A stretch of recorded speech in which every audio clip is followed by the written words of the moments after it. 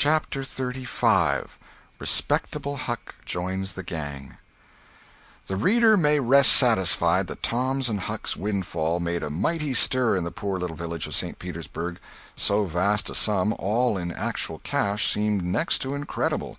It was talked about, gloated over, glorified, until the reason of many of the citizens tottered under the strain of the unhealthy excitement. Every haunted house in St. Petersburg and the neighboring villages was dissected, plank by plank, and its foundations dug up and ransacked for hidden treasure, and not by boys, but men, pretty grave, unromantic men, too, some of them. Wherever Tom and Huck appeared they were courted, admired, stared at. The boys were not able to remember that their remarks had possessed weight before, but now their sayings were treasured and repeated. Everything they did seemed somehow to be regarded as remarkable. They had evidently lost the power of doing and saying commonplace things. Moreover, their past history was raked up and discovered to bear marks of conspicuous originality. The village paper published biographical sketches of the boys. The Widow Douglas put Huck's money out at 6%, and Judge Thatcher did the same with Tom's at Aunt Polly's request. Each lad had an income now that was simply prodigious, $1 for every weekday in the year and half of the Sundays. It was just what the minister got. No, it was what he was promised. He generally couldn't collect it. $1.25 a week would board, lodge, and school a boy in those old simple days, and clothe him and wash him, too, for that matter. Judge Thatcher had conceived a great opinion of Tom.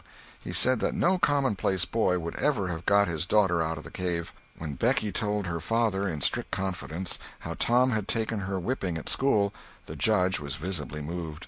And when she pleaded grace for the mighty lie which Tom had told in order to shift that whipping from her shoulders to his own, the judge said with a fine outburst that it was a noble, a generous, a magnanimous lie. A lie that was worthy to hold up its head and march down through history breast to breast with George Washington's lauded truth about the hatchet. Becky thought her father had never looked so tall and so superb as when he walked the floor and stamped his foot and said that. She went straight off and told Tom about it.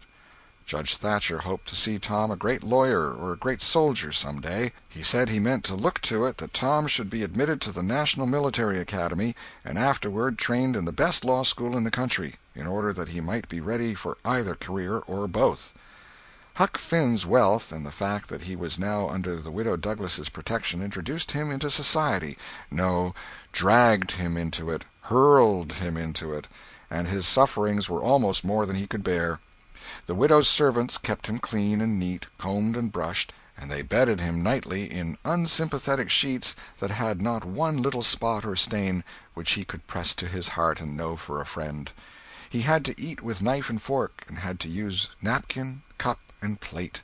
He had to learn his book. He had to go to church. He had to talk so properly that speech was become insipid in his mouth. Whithersoever he turned, the bars and shackles of civilization shut him in and bound him hand and foot. He bravely bore his miseries 3 weeks, and then one day turned up missing. For 48 hours the widow hunted for him everywhere in great distress. The public were profoundly concerned. They searched high and low. They dragged the river for his body. Early the third morning Tom Sawyer wisely went poking among some old empty hogsheads down behind the abandoned slaughterhouse, and in one of them he found the refugee. Huck had slept there. He had just breakfasted upon some stolen odds and ends of food, and was lying off now in comfort with his pipe. He was unkempt, uncombed, and clad in the same old ruin of rags that had made him picturesque in the days when he was free and happy. Tom routed him out, told him the trouble he had been causing, and urged him to go home.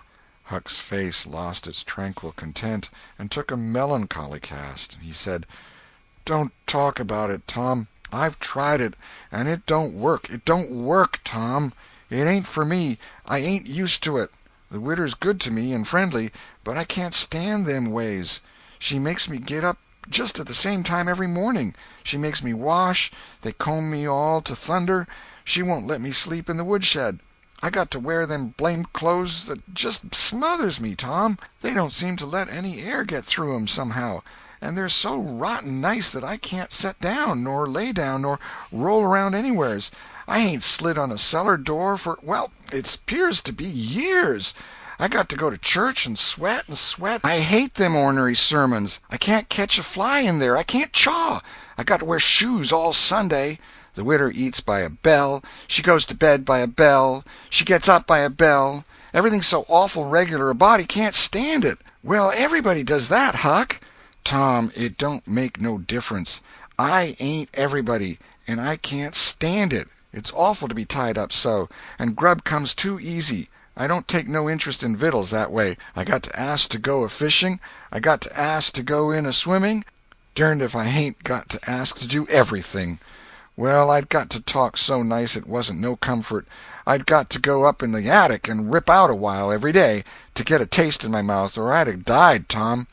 The widder wouldn't let me smoke. She wouldn't let me yell. She wouldn't let me gape, nor stretch, nor scratch before folks. Then, with a spasm of special irritation and injury, and dad fetch it, she prayed all the time. I never see such a woman. I had to shove, Tom, I just had to. And besides, that school's going to open, and I'd have got to go to it. Well, I wouldn't stand that, Tom. Looky here, Tom, being rich ain't what it's cracked up to be. It's just worry and sweat and a-wishing you was dead all the time. Now, these clothes suits me, and this barrel suits me, and I ain't ever going to shake 'em any more. Tom, I wouldn't ever got into all this trouble if it hadn't been for that money. Now you just take my share of it along with yourn, and give me a 10-center sometimes. Not many times, because I don't give a dern for a thing 'thout it's tolerable hard to git, and you go and beg off for me with a widder. Oh, Huck, you know I can't do that. 'Tain't fair. And besides, if you'll try this thing just a while longer, you'll come to like it. Like it? Yes, the way I'd like a hot stove if I was to set on it long enough. No, Tom, I won't be rich, and I won't live in them cussed smothery houses. I like the woods, and the river, and hogsheads, and I'll stick to 'em, too. Blame it all, just as we've got guns and a cave and all just fixed to rob, here this dern foolishness has got to come up and spile it all. Tom saw his opportunity. Looky here, Huck, being rich ain't going to keep me back from turning robber. No? Oh, good licks. Are you in real deadwood earnest, Tom? Just as dead earnest as I'm a-sitting here. But, Huck, we can't let you into the gang if you ain't respectable, you know. Huck's joy was quenched. Can't let me in, Tom? Didn't you let me go for a pirate? Yes, but that's different. A robber is more high-toned than what a pirate is, as a general thing. In most countries they're awful high up in the nobility, dukes and such. Now, Tom, hain't you always been friendly to me? You wouldn't have shut me out, would you, Tom? You wouldn't do that, now, would you, Tom? Huck, I wouldn't want to, and I don't want to, but what would people say? Why, they'd say, "Humph, Tom Sawyer's gang, pretty low characters in it." They'd mean you, Huck. You wouldn't like that, and I wouldn't. Huck was silent for some time, engaged in a mental struggle, and finally he said, "Well, I'll go back to the widder for a month and tackle it and see if I can come to stand it, if you'll let me belong to the gang, Tom." "All right, Huck, it's a whiz. Come along, old chap, and I'll ask the widder to let up on you a little, Huck." "Will you, Tom, now, will you? That's good. If she'll let up on some of the roughest things, I'll smoke private and cuss private and crowd through or bust. When you going to start the gang and turn robbers?" "Oh, right off. We'll get the boys together and have the initiation tonight, maybe." "Have the which?" "Have the initiation." "What's that?"